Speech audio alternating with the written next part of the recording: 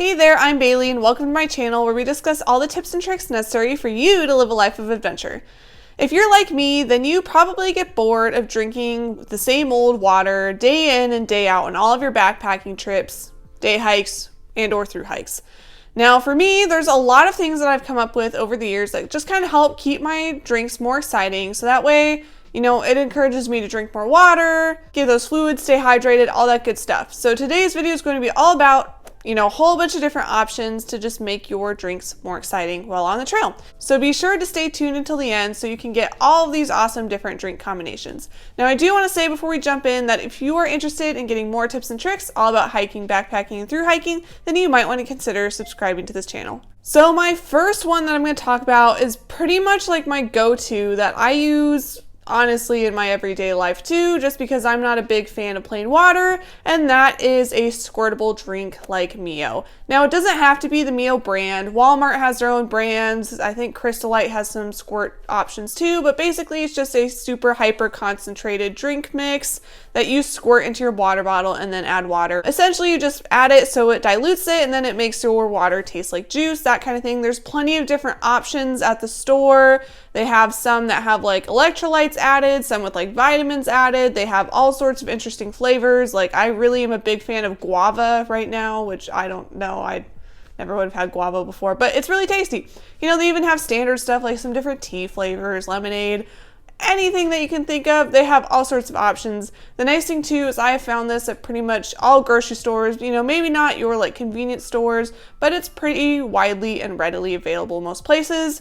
And it's a pretty economical option too. It usually just costs, $3 or $4 and will last you approximately a week if you're backpacking, maybe a little bit longer depending on how much you use. The pro to this is there's less trash because since it's all in one squirt bottle and it will last you like about a week, then you're not constantly having to like throw trash away, which is nice. The downside is of course is plastic, so not super great for the environment. And I will say too that I've never had issues with leakage, so if that's something you're concerned about, it getting squashed and leaking everywhere, I've never had that problem to date, and I've used this on my past 3 through hikes.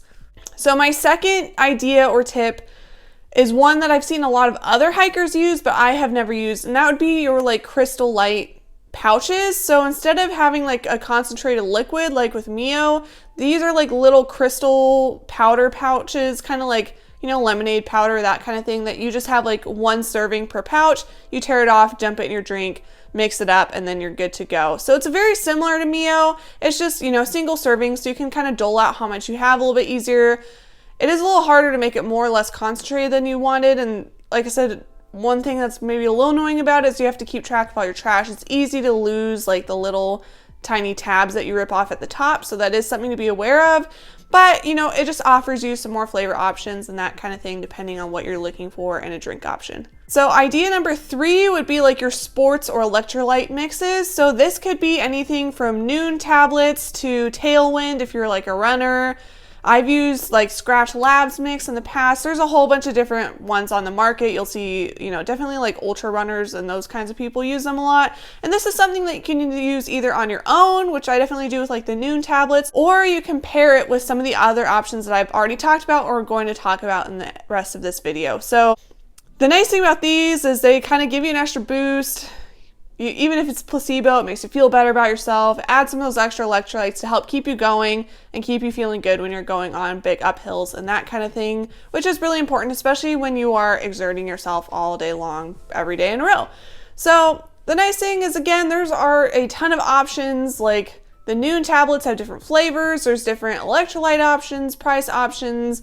The Scratch Labs I use came in a big bag, so you can either dole it out on your own or use tablets or whatever makes you happy.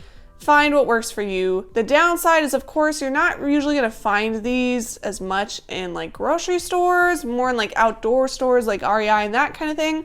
So if this is something you want to use backpacking or through hiking, then you might need to kind of plan ahead and either put it in a bounce box or mail it to yourself or that kind of thing. Tip number 4 is to use tea bags. So this is one that I kind of really got into this past summer, and that is literally just making your own sun tea when you're on the trail. So if you bring some different tea bags, you can just stick it in your water bottle, let it sit in the sun for a couple hours while you're hiking, still drink some, and then there you go, instant tea. So you can get whatever flavors you want. You know, again, this is something you can find pretty much anywhere. I'm sure you could probably find this at even most convenience stores, depending on where you go. You can get individual bags, or you could get a whole box like Celestial Seasonings and put it in like a little baggie, whatever makes you happy. Downside is, of course, once your tea bag is wet, then you have to get it out of your bottle, which can be a problem if you use a narrow opening bottle, like a smart water bottle. If you reuse your bag too many times, it can get like tea grounds in your bottle after a while because the bag will break. And then, of course, you have to carry the wet bags out with you, so that's extra weight. You're not like necessarily consuming it. So that's probably the biggest downside. But it just adds another option. Again, you can really combine this with some of the other ones. You can use a tea bag with like a Noon tablet, or a tea bag with like Mio. I've done that kind of thing. And it just has been really handy when you need to pick me up. And of course, it tastes good hot. So if you are somewhere where you're hiking in kind of like the shoulder seasons, or it's just a really cold day, you can make yourself some hot teas like a pick-me-up, and it will taste pretty good and get you going. And of course, again, with the flavor options, you have things like peppermint tea, which can help you if you're feeling kind of sick, sleepy time tea, that kind of thing, or if you need help going to sleep. So you can kind of use that as well as like the herbal side of things to help make yourself a little bit more comfortable on the trail. As for other hot things, I do personally really like to bring hot chocolate, which would be my 5th idea. So I just like put a bag with a couple servings of hot chocolate in each of my resupplies if I'm able to. And that's just really nice as like a nice thing when I'm relaxing at night, especially again if it's cold. It's just nice to have. Also a really great idea in my opinion if you're winter camping or doing like a hut-to-hut type trip. It's just really nice to be able to have that hot chocolate, you know, at night when it's getting cold before you go to bed. And it just kind of makes you feel better and nice and good about yourself. So that's one that I like to bring, and I'll definitely be bringing this year as well. Now, I personally am not a coffee drinker, but idea number 6 would be if you do like coffee, then you can certainly bring that on the trail as well. I know there are lots of different coffee options for people out there. A lot of people really seem to struggle with this because they have strong feelings about coffee, which I wouldn't know about, but there are instant coffee options like the Via bags, which are kind of like the Crystal Light option I talked about earlier, except it's like coffee in a little thing that you rip off and put in your water bottle. I do know that some people like actually bring grounds on like a little steep thing. I think they make like ultralight, like accordion steepers where you can put the grounds in there and then steep your, you know, hot water through it. Some people just put the grounds straight in the hot water. There are options out there. You'll need to find what works best for you. If you like creamer and that kind of thing, even with hot chocolate, this works too, then you can always look out for those little like crystal creamer bags that you can get at like hotels and that kind of thing. I'm sure you can probably order similar things on like Amazon, little packets of crystallized creamer that you can just add that are pretty lightweight. So that's an option if you don't like black coffee or if you want to make your hot chocolate more exciting.